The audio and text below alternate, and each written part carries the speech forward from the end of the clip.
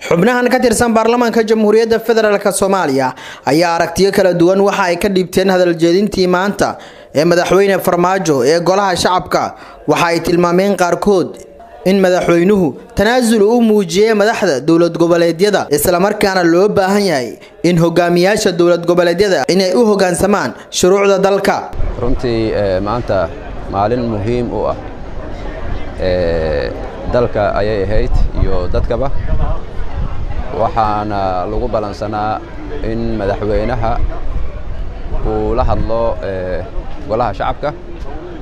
wuxuuna u jeediyay khudbad meelo badan taawanaysay isla markaana badankeeda ku saabsaneed xaaladda dalka uu marayo iyo doorashada dalka iyo marxaladaha waxa weeyaan ay soo mareen waxyaabo badan ayuu madaxweynaha ifiyay madaxweynaha waa uu garnaqsaday runtii caqabadaha meesha ay ka jiraan waxa weey waa uu sheegay wuxuu ka hadlay marxaladaha ay doorashada soo mareen iyo tanaasulaadka waxa weey uu sameeyay isagoo waxa weey wili ugu baaqay in uu macnaha fursad siin doono bal cidii wax ka gasha inta diidan waxa ay saxiixeen cidii wax ka gasha inuu ugu baaqay inay wax ka qabtaan ay isla markaana waxa weeyaan galaan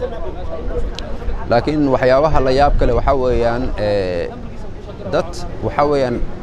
xildhibaano matala golihii shacabkii matala kana tirsan golihii shacabka oo aad u moodo mararka qaarkiisa inay shisheeyaha afhayeen u yihiin ka gubanayaan marka la soo hadal qaado war shisheeye ma rabno oo annaga aan heshiino oo shisheeyuusan soo dhex fadhiisanin waxaad la socotaan khudbadaha qaarkooda ay madaxweyne goboleedyada qaarkood ay qabteen inay mar kastaba ku adkaysanayeen in ay muxuu ahaa nimanka shisheeyaha qayb ka noqdaan shirka oo saxiix ay ku yeeshaan waxyaabaha la diidan yahay waxa waaye dalkan marjicu leeyahay marjiciisana waa baarlamaanka marjiciisa ma ahan xalana iyo shisheeye ma aha tobanka markii la heshiinayo oo anaga heshiiska loo keenayo waxa ka horeysa doorasho qof iyo cod ah oo arbina waqtigeeda ku gaarsiinaa iyaga bedeleen markaan tii dambe haddana la qaadanayna ayaga ku socon weyso waxay ku socon weysana ku taabana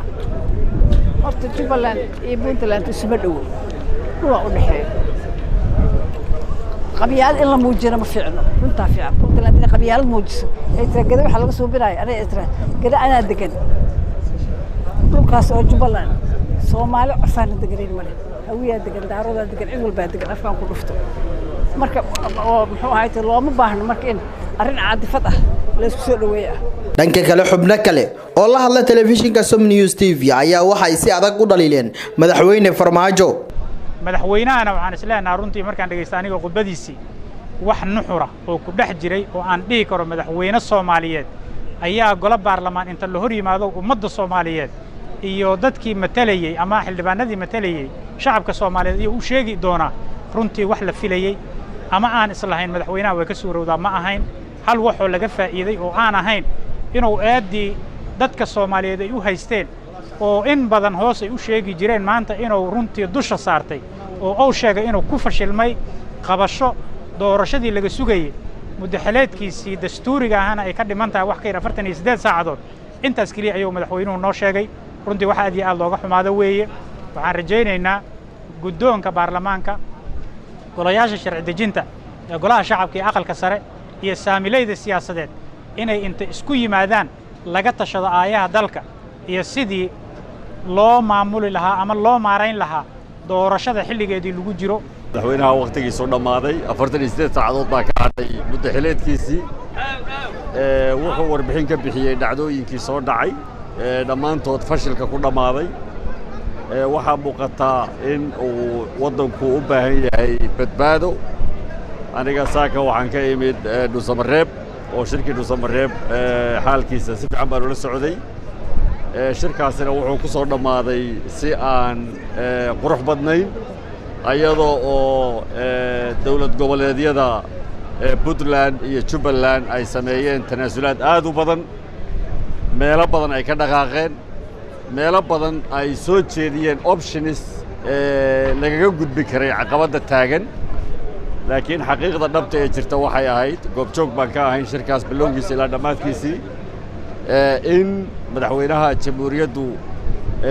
hadda waqtigiisii dhammaaday uusan ka tanaasulin hal qodob mararka qaarkoodna saxaafaddu ay la socotay in horumar laga sameeyey shirarka. xasan kahye som news tv muqdisho. BC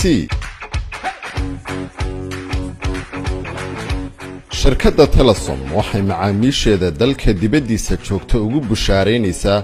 in iyagoo gurigooda jooga lacag u diri karaan eheladooda iyo asxaabtooda.